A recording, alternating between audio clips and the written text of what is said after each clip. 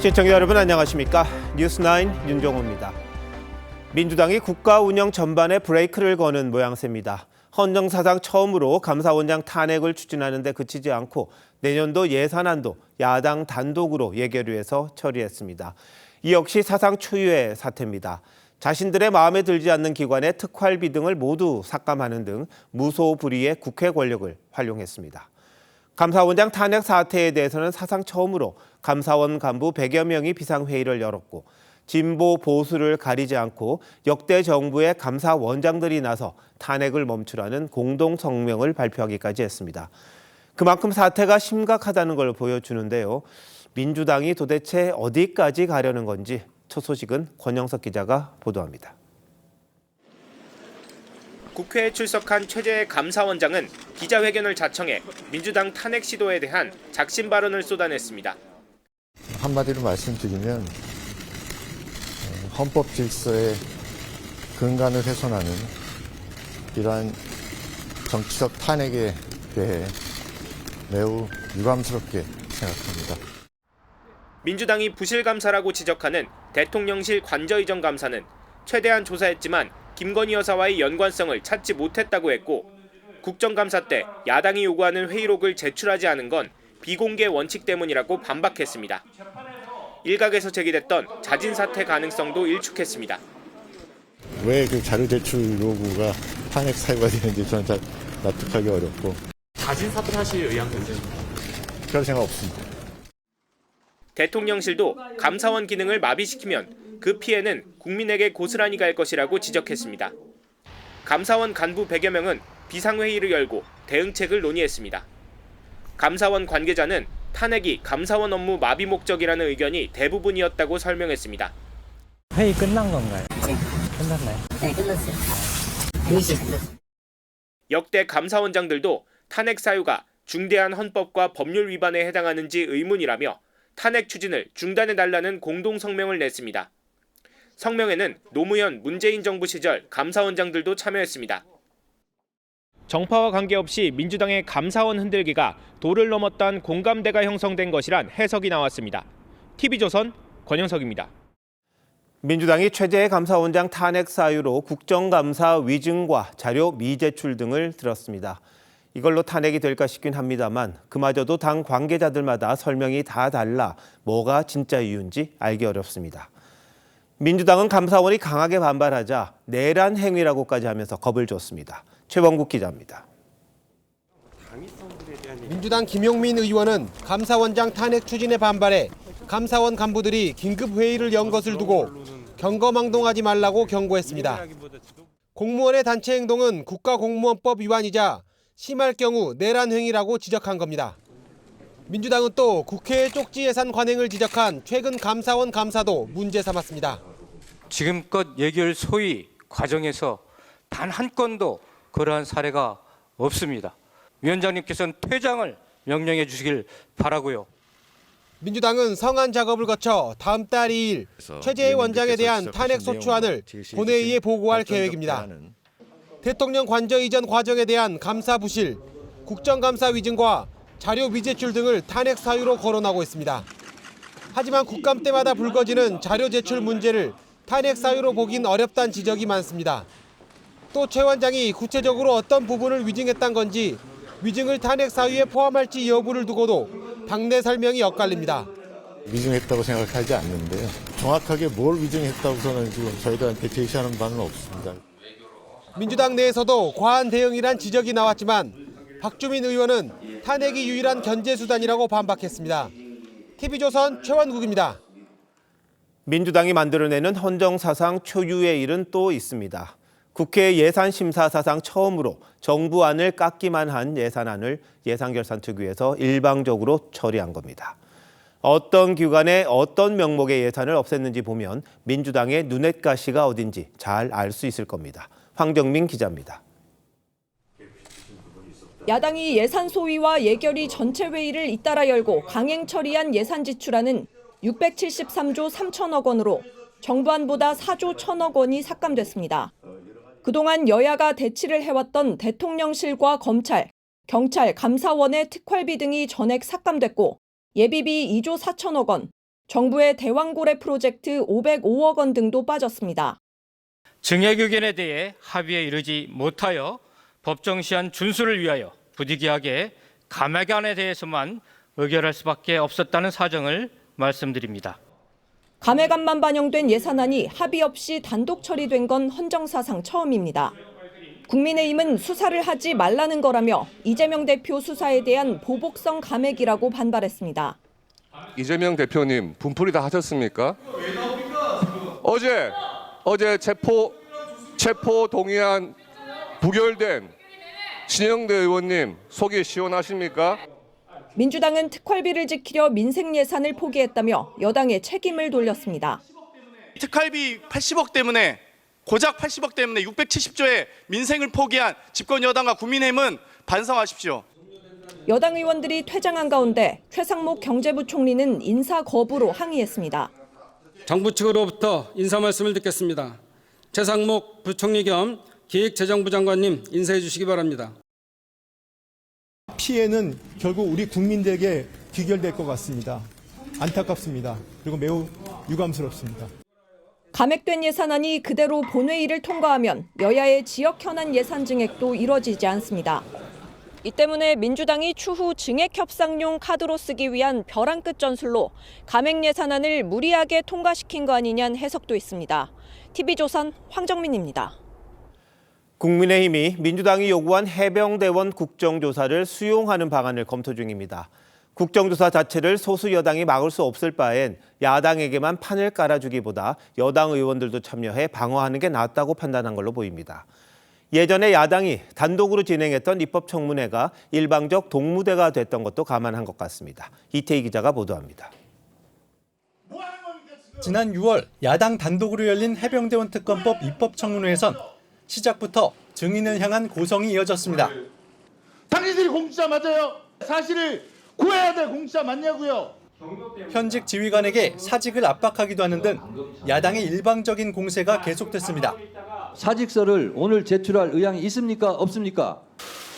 국민의힘이 민주당이 추진 중인 해병대원 특검법 국정조사에 참여하는 쪽으로 가닥을 잡은 것도 이 같은 상황을 되풀이하지 않아야 한다는 이유에서입니다. 국민의힘 원내 핵심 관계자는 야당 단독으로 진행되면 사실 왜곡이 일어날 수 있다며 최소한의 방어가 필요하다고 했습니다. 앞서 진행된 국회 국정감사와 청문회에서도 외압 의혹을 입증할 만한 증거가 나오지 않은 만큼 야당의 무리한 공세를 부각시키는 기회가 될 거란 판단도 깔려 있습니다. 지금 대화를 많이 나누고 있습니다. 제가 주말 중으로 고심을 해서 늦어도 주 초에는 가급적 말씀드릴 수 있도록 의견 정리를 해보겠습니다. 국민의힘은 다음 달 2일 국회의장 주재 양당 원내대표 회동에서 국정조사 참여 의사를 밝힐 것으로 보이는데 조사위원 선출과 증인 채택 등을 두고선 충돌이 벌어질 가능성도 있습니다. TV조선 이태희입니다. 이번 주 최고조에 달했던 국민의힘 당원 게시판 논란은 숨고르기에 들어간 모습입니다. 친윤계와 친한계 모두가 양측을 겨냥한 공세를 자제했는데 국민의힘 법률자문위원회는 게시판 의혹을 처음 제기한 유튜버를 고발하기로 했습니다. 박한솔 기자의 보도입니다. 국민의힘이 지난 5일 당원 게시판 논란을 처음 제기한 한 유튜버를 다음 주 월요일 명예훼손 혐의로 형사 고발합니다. 주진우 법률자문위원장은 한동훈 대표의 게시글 작성, 가족 아이디 동원, 댓글팀 운영 모두 허위 사실이라고 밝혔습니다. 개목줄, 미친 영부인 이런 극단적인 글들을 언급하면서 마치 한동훈 대표의 의혹인 것처럼 이어붙이는 것은 명백한 허위 사실이거든요. 친윤계에선 수사 의뢰가 해법이 될 수 있다며 친한계도 절차적 정리에 들어간 걸로 보인다고 평가했습니다. 또 결과가 나올 때까지 충돌을 멈춰야 한다는 의견도 나왔습니다. 수사기관에서 수사를 할 때까지 이 문제에 대해서는 조금 서로가 자제하는 것이 유일한 해법이 아닌가. 어제 의총에서 냉각기를 갖자고 한 추경호 원내대표는 오늘도 지도부에 공개적 의견 표명 자제를 요청한 걸로 알려졌습니다. 그렇게 아마 앞으로 협조해 주실 걸로 그렇게 생각을 합니다. 친한계가 다음 달 10일 김여사 특검법 재표결을 앞두고 이탈 가능성을 거론한 데 따른 당내 우려를 감안한 거란 분석이 나옵니다. 다만 친윤계 일부에선 특검법을 연기한 걸 두고 비판의 목소리도 있어 갈등 재점화 가능성도 배제할 수 없습니다. TV조선 박한솔입니다. 이재명 대표의 위증교사 1심 무죄 선고와 연관이 있는지 모르겠습니다만 민주당이 탄핵, 예산안 일방통행, 이 독주의 강도가 더 세진 건 분명해 보입니다. 의회 권력을 동원한 민주당의 일방통행이 어떤 의도를 갖고 있고 연말 정국은 어떻게 될 건지 정치부 홍현주 기자와 함께 한번 짚어보도록 하겠습니다.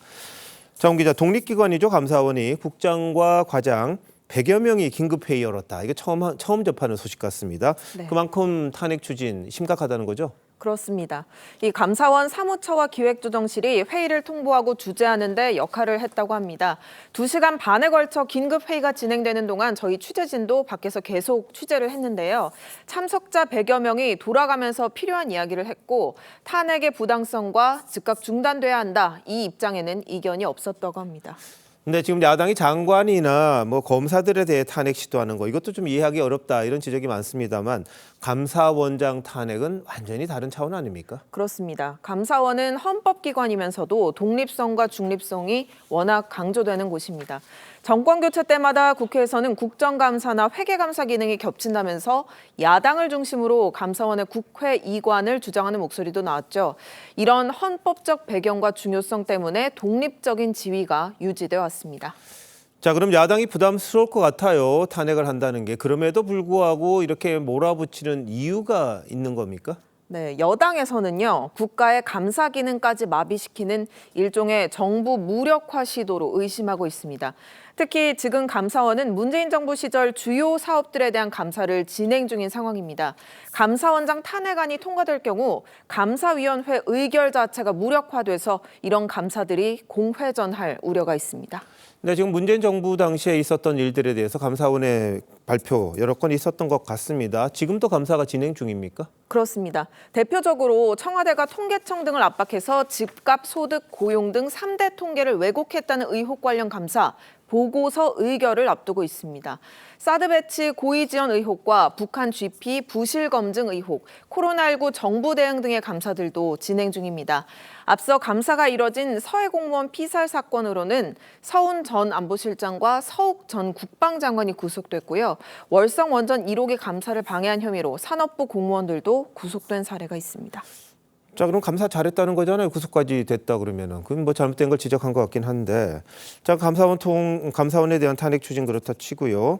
오늘 저녁에 민주당이 내년도 예산안을 감액한 것만 가지고 일방 처리를 했습니다. 이것도 초유의 사태인데 왜 이렇게까지 밀어붙이는 겁니까? 네, 풀이해보면 여당이 반대하는 권력 수사기관들의 특활비 삭감을 관철시키려는 의도가 가장 큰 이유로 보입니다. 이는 앞서 보신 탄핵 추진 움직임과도 연계되는 내용인데요. 모레인 일요일까지 여야 예산 합의가 안 되면 정부안이 그대로 본회의에 올라가게 되는 상황이었습니다. 그러니까 야당 입장에서는 대여 공세 기조를 유지하면서 추가 협상을 통해 원하는 예산안을 늘리는 일종의 지렛대로 활용하겠다라는 전략으로 보입니다. 다만 오늘 예결위를 통과한 감액안이 그대로 본회의에서 처리될 가능성은 높지 않아 보이고요. 특히 우원식 국회의장이 여야 합의를 강조하고 있기 때문에 다음 주 원내 지도부 차원에서 추가 협상에 들어갈 걸로 보입니다. 네, 결국 예산도 다수당의 힘으로 누르겠다 이런 취지 같긴 합니다. 자, 지금 감액해놓고 다음 주에는 이걸 또 늘리는 협상하는 그런 돌성사 나온 게 또 등장하지 않을까 싶은데 차라리 이 감액을 그냥 통과시키고 그 책임지는 게 어떤가 싶기도 하네요. 홍 기자, 잘 들었습니다.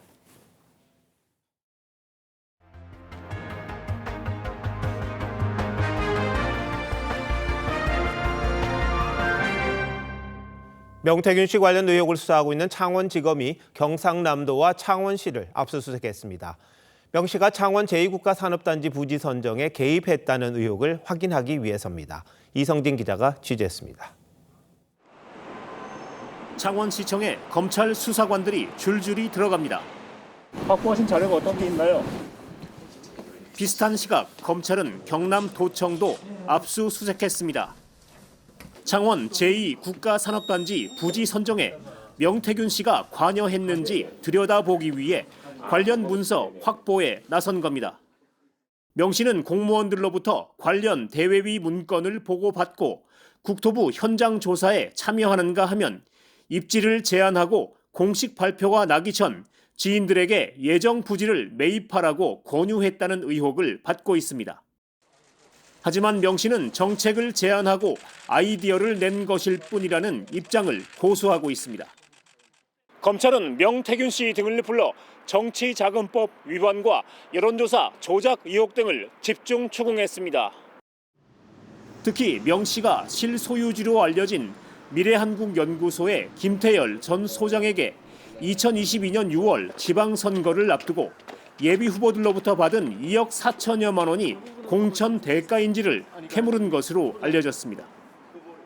김 소장님은 일관되게 항상 차용증이 아니었고 그 공천에 대한 대가로 이루어진 금품 수수다라고 일관적으로 주장을 하고. 명 씨는 경상남도 산하기관이 위탁 관리하는 대학생 기숙사 남명학사에 자신의 처남 등이 채용되게 청탁했다는 의혹도 받고 있습니다. 이와 관련해 경남도는 도지사는 어떤 청탁도 받은 적 없고 지난 3월 감사에서도 채용 과정에 문제가 없었음을 확인했다고 해명했습니다. TV조선 이성진입니다. 이른바 황운하 판례 이후 현직 공무원 신분으로 총선에 출마한 경우가 줄을 이었습니다. 조국혁신당 이규원 대변인도 현직 검사 신분으로 지난 총선에 출마했다가 낙선했지만 검찰로 복귀하지 않고 당에 남았습니다. 결국 법무부가 이 대변인을 검사직에서 해임했습니다. 검사징계법상 최고 수준의 처분인데요. 왜 이런 일이 일어난 건지 안혜리 기자가 알아봤습니다. 지난 3월 당시 이규원 검사가 조국 대표로부터 꽃을 건네받습니다. 환영합니다. 네. 이 대변인은 지난 총선 때 조국혁신당에 입당해 비례대표로 출마했다 낙선했습니다. 법무부가 지난 4월 복귀 명령을 내렸지만 거부하고 당 대변인으로 활동해왔습니다. 그 첫걸음은 진보개혁 진영의 압승이고 저도 힘을 보태려 합니다. 결국 법무부는 이 대변인을 검사직에서 해임했습니다. 해임은 검사징계법상 최고 수준의 징계로 3년간 변호사로 개업할 수 없습니다. 법무부는 정당한 사유 없이 직장을 이탈하고 정당 대변인으로 활동해 정치관여금지 의무를 위반했다고 해임 사유를 밝혔습니다. 김학의 전 법무부 차관 수사 당시 사건 관계인에 대한 허위 면담 결과 보고서를 작성해 보고하고 언론에 유출한 것도 사유로 들었습니다. 이 대변인은 총선을 한 달여 앞두고 사표를 냈지만 법무부는 당시 이 대변인이 김학의 불법 출국 금지 사건으로 재판을 받고 있는 점 등을 고려해 수리하지 않았습니다.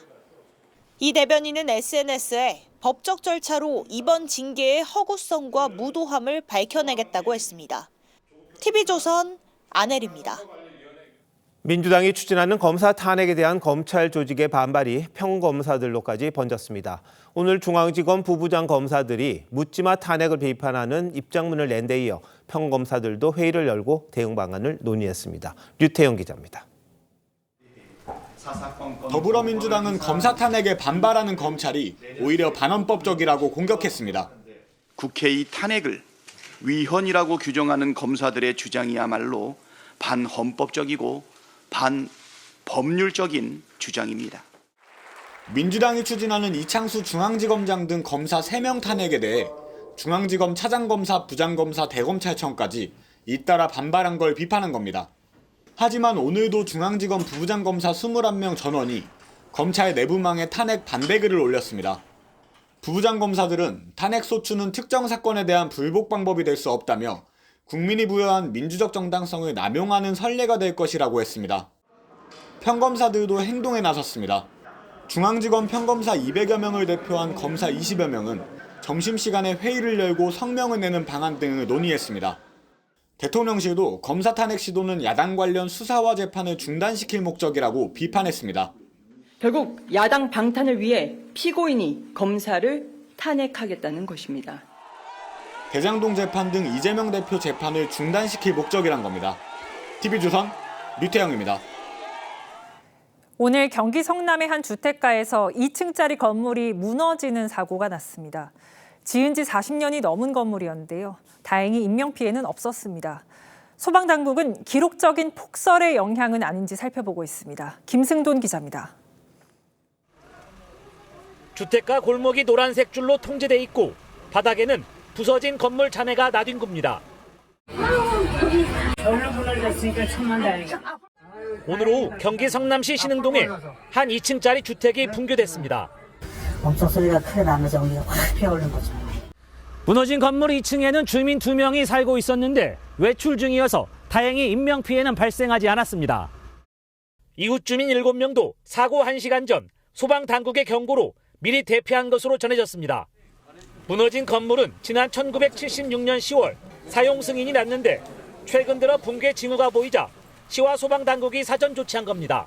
살던 사람은 무서워가지고 이사를 미리 짐을 빼서 갔고 추가 붕괴 우려로 일부 이웃 주민들도 복지센터로 대피한 상황입니다. 성남시는 도시가스를 차단하고 무너진 건물의 철거 작업을 진행하고 있습니다. 소방당국은 건물 노후화로 붕괴된 것으로 보고 폭설의 영향도 있는지 조사할 계획입니다. TV조선 김승돈입니다. 폭설이 그치고 한파가 들이닥치면서 길 곳곳이 얼어붙었습니다. 오늘도 전국에 산발적으로 비나 눈이 내렸는데 빙판길 사고 없도록 주의하셔야겠습니다. 박재훈 기자입니다. 차들이 줄지어 경사진 길을 조심조심 내려갑니다. 찻길역 곳곳엔 살얼음이 보입니다. 인도 역시 눈이 가득 덮여 얼음으로 변하고 있습니다.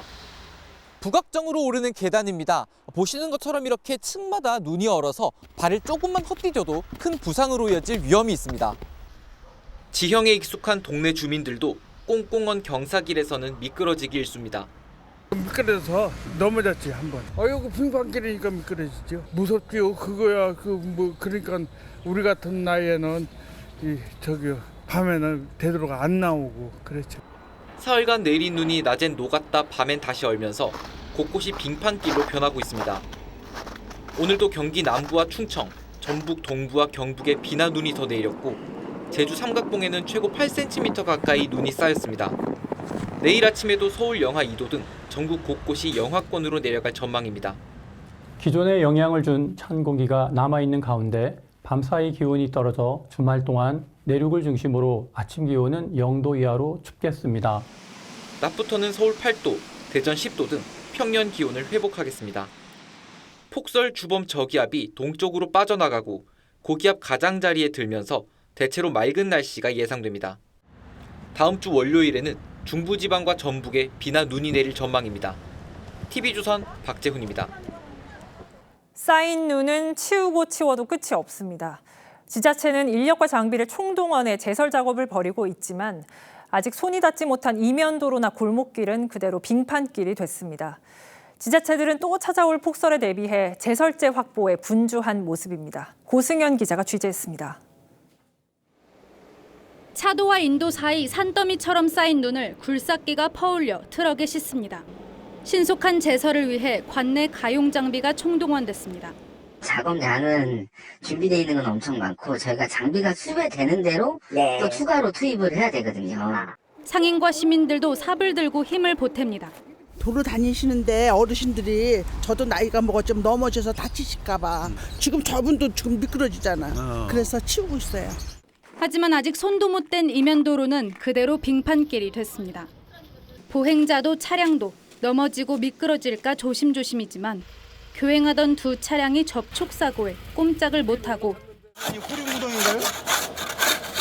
결국은 뒤에서 밉니다. 동서에도 원래 규정을 하겠게 됐는데 안 하더라고 도대체. 민원이 잇따르자 지자체들은 골목골목까지 제설제를 뿌립니다. 비축한 양은 벌써부터 바닥을 보이고 있는데 경기 군포시는 이번 첫눈에만 지난 겨울 사용한 양의 4배가 넘는 900톤을 뿌렸습니다. 올 겨울 폭설이 잦을 것이란 예보에 각 지자체들은 제설제 추가 확보에 나섰습니다. TV조선 고승현입니다. 폭설로 교통사고가 잇따랐는데 무면허 상태로 음주운전까지 한 40대 여성이 붙잡혔습니다. 경찰을 피하려고 아찔한 도주극도 벌였습니다. 조유진 기자의 단독 보도입니다. 새벽 시간 눈이 소복히 쌓인 도로 위로 수입 SUV 차량이 이동합니다. 그 뒤를 택시가 슬금슬금 따라갑니다. 사고를 낼 듯 아슬아슬하게 차를 모는 모습을 목격한 택시기사는 SUV 차량 앞을 가로막은 뒤 112에 신고했습니다. 그런데 잠시 뒤 SUV 차량이 빠른 속도로 눈길을 후진해 달립니다. 급하게 방향을 틀더니 쏜살같이 도망칩니다. 출동한 경찰이 하차를 요구하자 그대로 달아난 겁니다. 새벽 눈길에서 벌어진 도주극은 1.4km가량 이어진 뒤 이곳에서 멈춰섰습니다. 술 냄새가 풀풀 나는데도 40대 여성 운전자는 음주 측정을 계속 거부했습니다. 제시한 면허증도 좀 이상했는데 알고 보니 동생 것이었습니다. 경찰관의 거듭된 추궁에 운전자는 결국 무면허 상태임을 자백했습니다. 시위 혐의자는 무면허 및 음주 측정 거부로 현행범 체포 후 부산경찰서로 인계했다. 경찰은 조만간 여성을 불러 조사할 예정입니다. TV조선 조유진입니다. 불법 사채에 시달리다 숨진 30대 싱글맘 사건으로 정부가 뒤늦게 불법 사채와의 전쟁에 나섰죠. 하지만 피의자도 특정하지 못하고 수사는 지지부진한 상황입니다. 불법 사채 실태 연속 보도, 오늘은 정부 대응의 한계와 문제점을 짚어봤습니다. 최수용 기자가 취재했습니다. 재개발을 위해 다음 달 철거를 앞둔 미아리 텍사스촌. 남편과 이혼 뒤 양육비도 받지 못한 30대 싱글맘 A씨는 이곳까지 흘러 들어왔습니다. 얼마 남지 않은 이곳 사람들은 A씨를 이렇게 기억합니다. 알더라고. 딸을 키우려고 아버지가 쓰러지시고 이제 애까지 있는데 돈이가 필요하잖아요. 월급을 주려고 좀 늦었던 것 같아요. A씨는 온라인 불법 사채업자에게 90만 원을 빌렸다가 한 달도 안 돼 빚이 1,000만 원으로 늘었고 협박을 이기지 못하고 숨을 거뒀습니다. 여기 신용도 좋은 아가씨 한 명도 없어요. 은행 같은 데는 어림도 없어요. 쓸 수 있는 데는 사채밖에 없어요. A씨가 떠난 이곳 골목 곳곳엔 뒤늦게 불법 사금융을 신고하란 포스터가 붙어 있습니다. A씨 생전엔 지인의 신고에도 꿈쩍 않던 경찰은 사망 한 달이 지난 뒤에야 수사에 착수했습니다. 하지만 사채업자 신원도 확인하지 못하고 있습니다. 상담하는 팀, 광고 올리는 팀, 돈 정리 안 되고 하면 협박하는 팀, 또 인출하는 팀, 자금줄 이런 식으로 조직망이 구성이 안 돼 있겠습니까? 그러니까 수사가 어려운 거예요. 전문가들은 사채업자가 쓴 계좌를 신속히 동결할 필요가 있다고 지적합니다. 사채업자가 재판에 넘겨져도 실형이 선고되는 경우가 드물어 불법 추심에 대한 처벌을 강화해야 한다는 목소리도 나옵니다. TV조선 최수용입니다. 희귀 난치병을 앓고 있는 3살짜리 딸을 위해 아버지가 국토대장정에 나섰습니다. 수십억 원에 달하는 약값을 모으기 위해 전국 곳곳을 돈 겁니다. 많은 사람들이 아버지에게 온기를 보태면서 희망의 빛이 보이고 있는데요. 딸을 살리기 위한 아빠의 도전, 이광희 기자가 전해드리겠습니다. 전요셉 씨는 딸을 살리기 위해 25일째 걷고 있습니다. 어떤 부분이 좀 가장 힘드세요? 다리 아프고 몸 아픈 거야. 완주에 지장만 없으면 힘들어도 힘든 거라고 생각을 하지 않아요. 3살짜리 딸 사랑이는 근육이 점점 소실되는 희귀병을 앓고 있습니다. 다행히 치료제가 미국에 있지만 약값이 무려 46억 원입니다.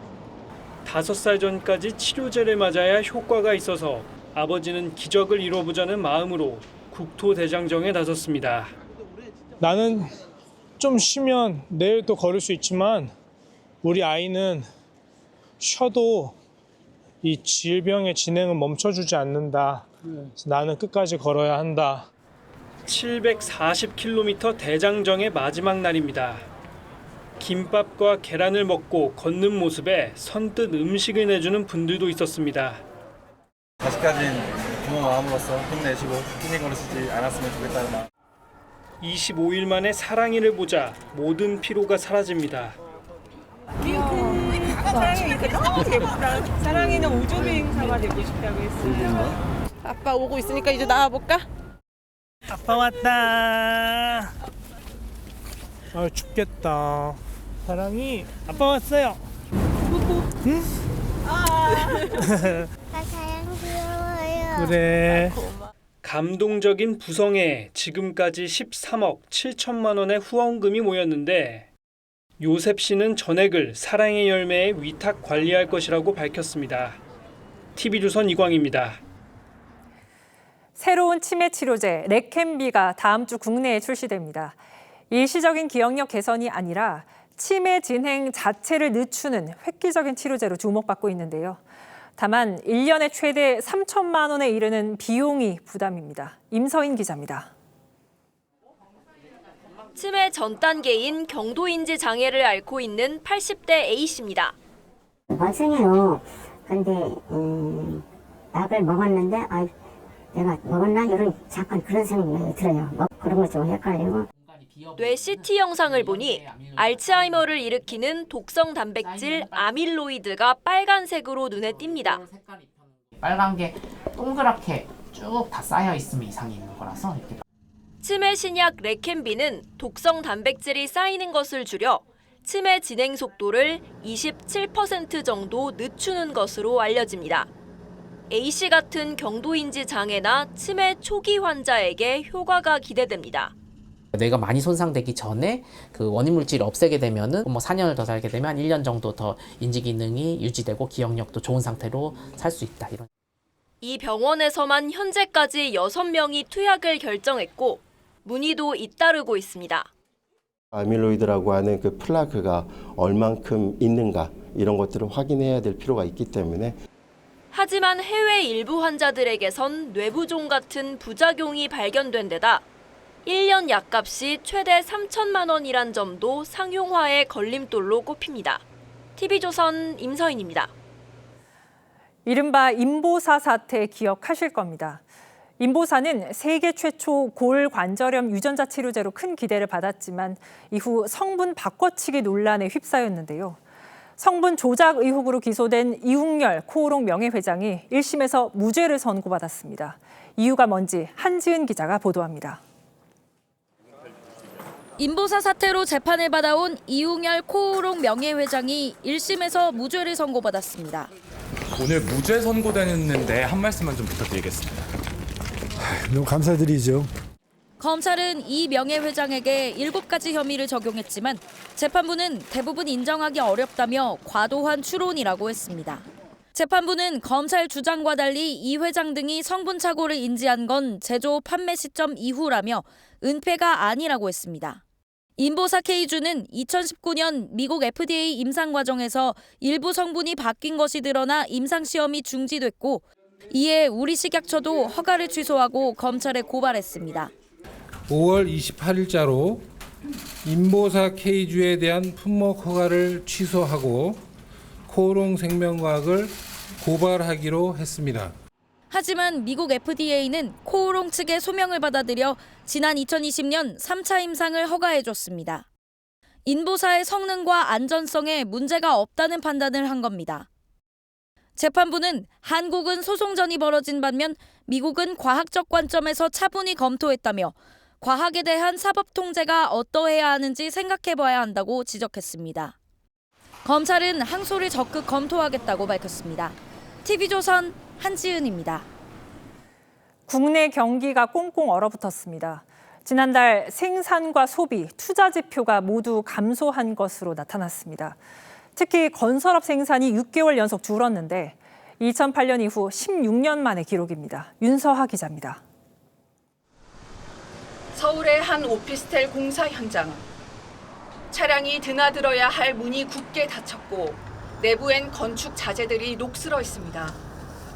원래대로라면 지난해 말 입주했어야 하지만 시공사가 부도 위기에 몰리면서 공사가 기약 없이 중단된 겁니다. 지하 터파기 작업까지 진행되던 공사 현장은 3년 넘게 방치되다 이젠 자재와 장비마저 모두 경매에 넘어갔습니다. 이제 시공사 다 넘어가고 안 오는 게 한 2, 3년이야. 일한 사람들이 돈을 안 주니까 이제 와서 뭐래도 빼가겠다 이렇게 할 수도 있잖아. 원자재값 상승과 대출이자 부담 탓에 올해 문 닫은 건설사만 350여 곳. 여기다 건설 수주마저 끊겨 건설업의 뼈대인 철근 생산량도 30년 만에 최저치를 기록했습니다. 2010년대 들어서 거의 가장 낮은 수준으로 지금 나오고 있고, 최근에 현대제철 포항 2공장이 셧다운을 했다든지 전환 배치를 하는 걸로 알고 있고요.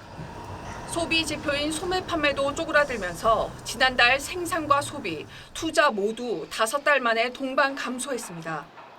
소비는 지금 계속 따라가지 못하고 있고 건설업도 지금 좋지 않다. 트럼프 리스크와 내수 침체로 대내외 불확실성이 커지면서 우리 경제에 짙은 먹구름이 몰려오고 있습니다. TV조선 윤서입니다. 이렇게 국내 경기가 어려운데도 30에서 40만 원 하는 크리스마스 케이크는 없어서 못 팔 정도로 인기라고 합니다. 불황 속에서 작은 사치로 행복을 찾으려는 건지 아니면 소비 양극화를 보여주는 단면일지 윤수영 기자가 전해드립니다.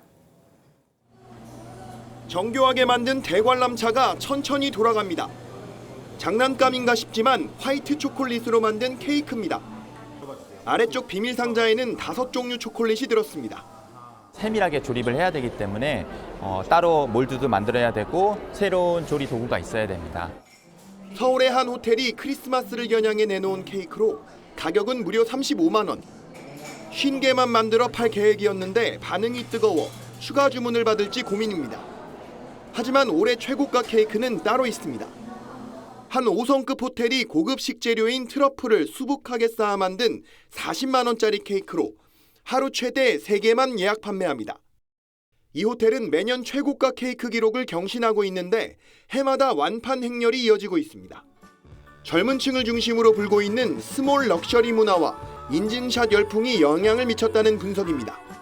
아주 비싼 그런 케이크 같은 경우에는 그거를 구매를 해서 SNS나 이런 데 과시하기 위한, 보여주기 위한 그러한 용도로 소비자들이 구매하는 거 아닐까.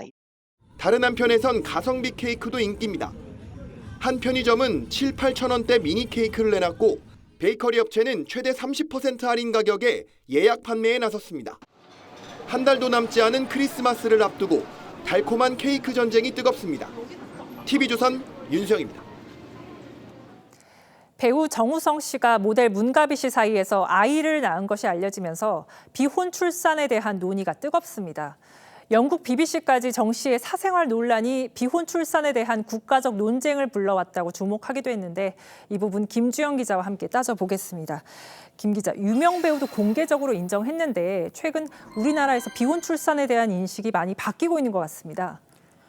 네, 통계청이 2년마다 관련 설문조사를 하는데요.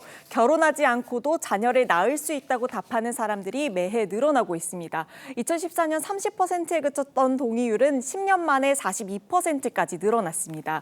실제 법적으로 혼인관계가 아닌 사이에서 태어난 아이 비중도 늘고 있는데 지난해엔 전체 출생아의 4.7%에 달했습니다. 이 비혼 출산에는 정우성 씨처럼 한쪽이 결혼을 거부해서 미혼모, 미혼부가 되는 경우도 있고 혼인신고를 하지 않고 동거관계를 유지하면서 출산한 경우도 포함됩니다. 네, 그런데 이렇게 비혼 출산 아이의 출생신고는 어떻게 해야 되나요? 네, 가족관계등록법에 혼인 후에 출생자의 신고는 엄마가 할 수 있게 되어 있습니다. 그래서 문가비 씨가 아이 출생신고를 할 수 있었던 거고요. 네. 다만 미혼부의 경우 친모가 소재불명인 경우에만 출생신고가 가능한데요. 헌법재판소가 이 부분을 위헌이라고 판단해서 개정 예정인 상태입니다. 정우성 씨처럼 친부나 친모가 아이의 존재를 안 경우에는 지자체에 인지신고를 하면 아이는 부와 모 양쪽 모두의 가족관계에 등재되고 성씨도 부모의 성씨 중에 선택할 수 있습니다. 네, 그러면 양육비는 어떻게 나눠서 분담을 하나요? 네, 혼인하지 않은 관계라도 자신의 자녀란 걸 인지하면 양육비 지급 의무는 무조건 생깁니다. 네. 문제는 국회가 공개한 보고서에 따르면 미혼모가 친부에게 양육비를 실제 받은 경우는 33%에 불과한데요.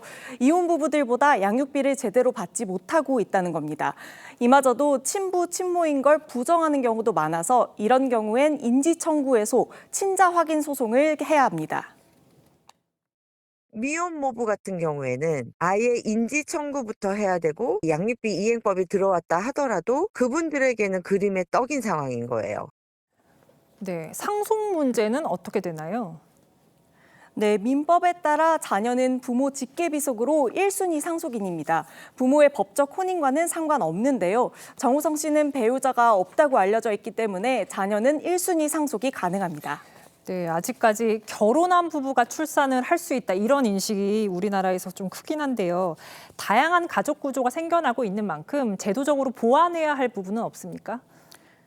네, OECD 국가들 평균 비혼 출산율은 40%가 넘는데요. 이미 프랑스, 네덜란드 등은 결혼을 하지 않은 커플들도 복지 혜택을 받을 수 있게 동거 등록 제도를 만들어서 운영하는 등 다양한 제도적 기반이 마련되어 있습니다. 우리는 아직 대부분의 혜택이 법적 혼인 관계를 전제로 하고 있어서 세제 혜택부터 주택 특별 공급이라든지 가족 돌봄 휴가 등 복지 혜택을 받을 수 없는 상황입니다. 어떤 환경에서 태어났던 간에 생명은 소중한 것이고 그 아이가 행복하게 자라도록 하는 것은 가족을 넘어 우리 사회의 책임이다. 그런 측면에서 편견을 갖지 않고 바라보는 그런 태도가 필요하다. 네, 인식이 바뀌고 있는 만큼 그에 대한 대책도 좀 적극적으로 고민할 필요가 있어 보입니다. 김 기자 잘 들었습니다.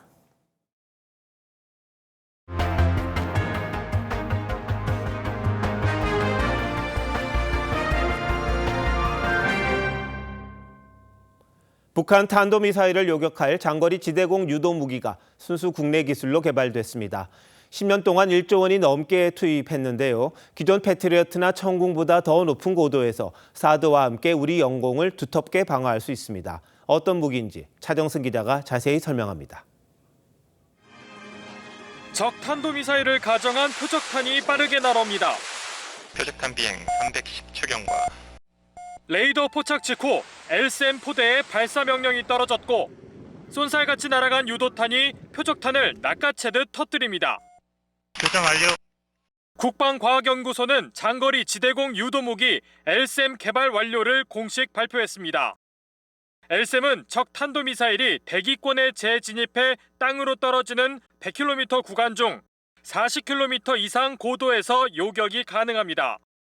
기존 패트리엇이나 천궁2보다 더 높은 고도의 방어망을 한 겹 더 씌우는 건데 앞으로 주한미군 사드와 함께 우리 영공의 상층부 방어를 책임질 전망입니다. 특히 순간적인 위치 변환과 자세 조정으로 고속의 적 미사일을 정밀 타격하는 고난도 기술은 미국과 이스라엘 정도만 가진 걸로 알려졌습니다. 이제 우리 자력의 힘으로 다층 방어망을 구축하기 시작했다라는 측면에서 큰 의의가 있겠습니다. 윤석열 대통령은 세계적 수준의 미사일 방어 능력을 보유하게 됐다고 평가했습니다. 북한이 미사일 도발을 감행하더라도 우리 군의 견고한 방어망을 뚫을 수 없을 것입니다. 군 당국은 요격 고도가 높아 방어망이 최대 3배로 늘어나는 LSM-2 개발도 진행 중입니다. TV조선 차정승입니다. 한반도를 둘러싼 군사적 긴장이 높아지고 있는 가운데 러시아와 중국 군용기 11대가 우리 방공 식별구역 카디즈에 무단으로 동시 진입해 우리 전투기가 대응 출격했습니다. 특히 러시아는 전략 폭격기까지 동원했는데요. 러시아 국방장관의 방북 사실까지 몇 시간 뒤 떠들썩하게 발표하면서 우리를 압박하려는 의도가 역력해 보입니다. 윤동빈 기자가 보도합니다. 러시아가 핵폭탄 투하를 위해 만든 전략 폭격기 투볼레프 95 2대가 오전 9시 30분쯤 전투기 4대의 호위를 받으며 한국 방공식별구역 카디즈에 무단 진입했습니다. 같은 시각 중국 대형 폭격기 H-6도 이어도 북쪽 해상으로 들어왔습니다. 독도 남방 해상에서 만난 양국 폭격기와 전투기들은 2시간가량 연합훈련을 벌였습니다. 중국과 러시아가 동시에 카디즈에 무단 진입한 건 1년 만으로 우리 공군 전투기 F-15K와 KF-16 여러 대가 대응 출격했고 국방부는 양국에 공식 항의했습니다. 북러 군사 결속 이후 북중 관계가 예전 같지 않다는 관측이 나오는 상황에서 러시아가 중국과의 공조를 의도적으로 노출한 거란 분석이 나옵니다. 모처럼 훈풍이 불기 시작한 한국과 중국과의 관계도 상당 부분 의식한 걸로 보여집니다. 몇 시간 뒤 러시아는 국방장관의 방북 사실을 공개했습니다. 싸우는 러시아 군대와 전적인 연대란 현수막이 걸린 평양공항에선 의장대가 동원된 대규모 환영식이 열렸고 국방장관 회담에선 군사협력의 빠른 확대가 논의됐습니다. 패권주의를 반대하고 국제 평화와 안전을 수호하기 위한 공동 전선에서 전쟁 중인 군 지휘부가 전격 방북한 건 추가 파병과 무기 지원 협상 논의를 위한 거란 분석이 나옵니다. TV조선 윤동빈입니다.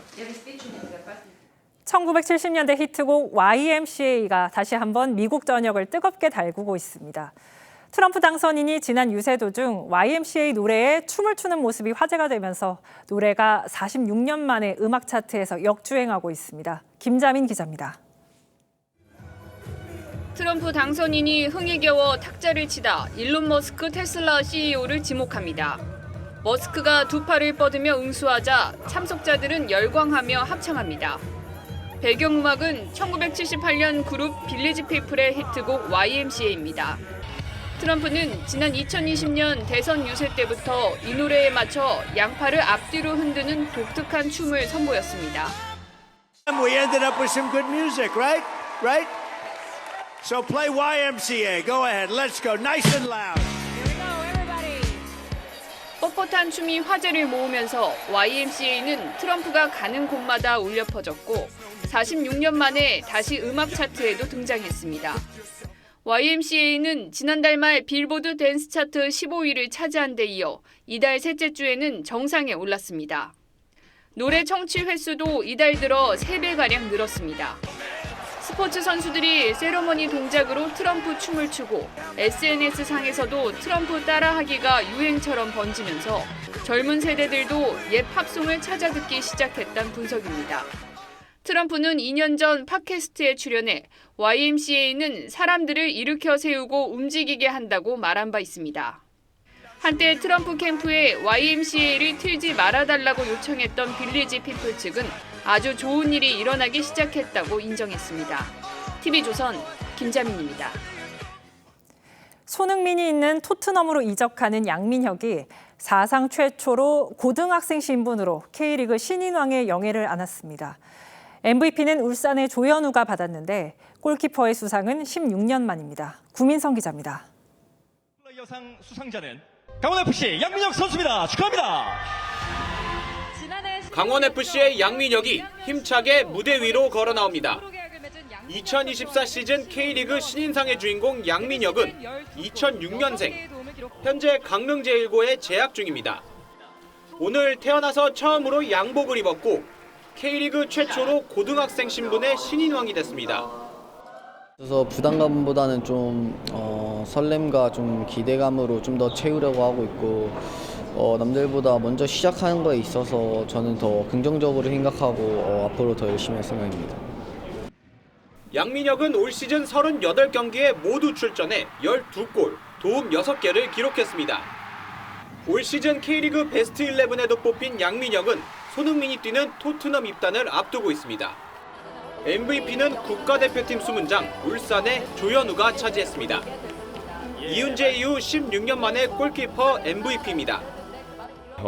매년 늘 기대는 했었는데 큰 실수 없이 보시는 분들도 안정감이 들 수 있는 그런 플레이를 잘 했던 것 같고요.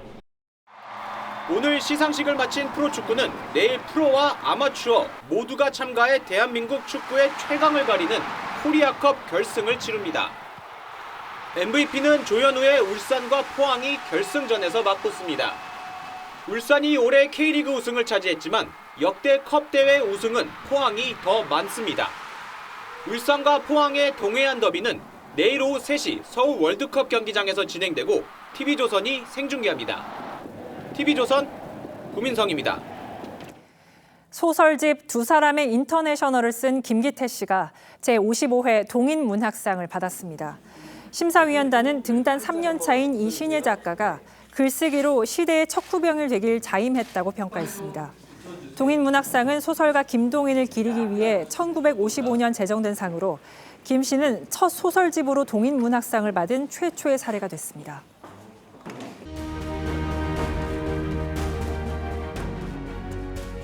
Will you marry me? Yes.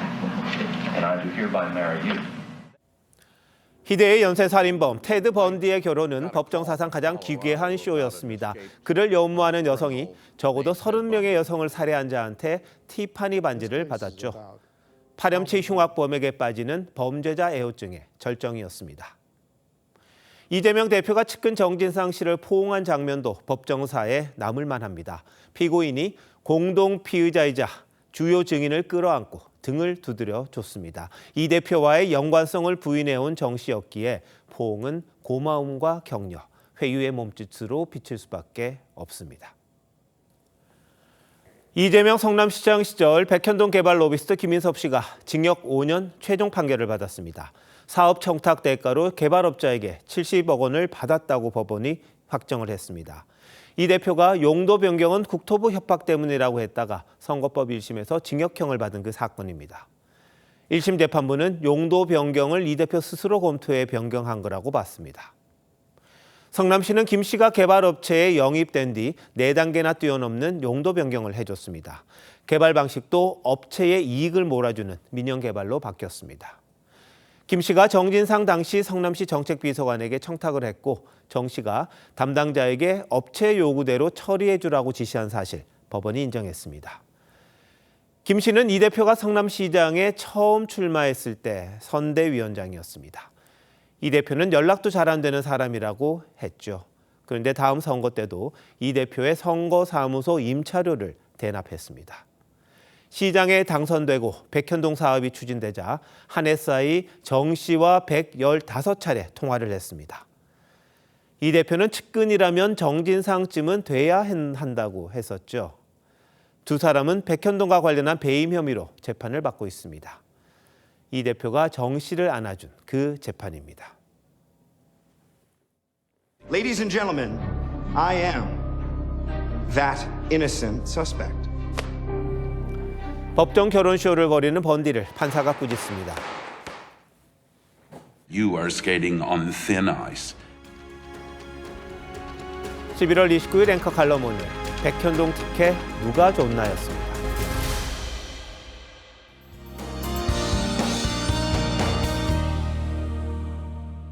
차츰 눈과 비는 대부분 그칠 텐데요. 보시는 것처럼 도로가 빙판길로 변한 곳이 많아서 주말에 다니실 때 운전자와 보행자 모두 조심하셔야겠습니다. 내일 아침에도 곳곳에 영하권 추위가 이어지겠습니다. 체감하는 온도는 더 낮을 것으로 예상됩니다. 내일 새벽부터 아침 사이 일부 중부지방과 전북 내륙에 짙은 안개가 끼겠습니다. 내일까지 강원과 경북 동해안, 제주도에는 순간풍속 초속 15에서 20m가 넘는 매우 강한 바람이 불겠습니다. 내일 아침 기온은 서울과 안동이 영하 1도로 출발하겠습니다. 낮에는 추위가 누그러질 텐데요. 서울이 9도, 창원과 부산이 13도까지 오르겠습니다. 다음 주 월요일에는 일부 중서부와 전북에 또 한 차례 비나 눈 소식 있습니다. 날씨였습니다. 11월 29일 금요일 뉴스나인 마칩니다. 시청해주신 여러분 고맙습니다.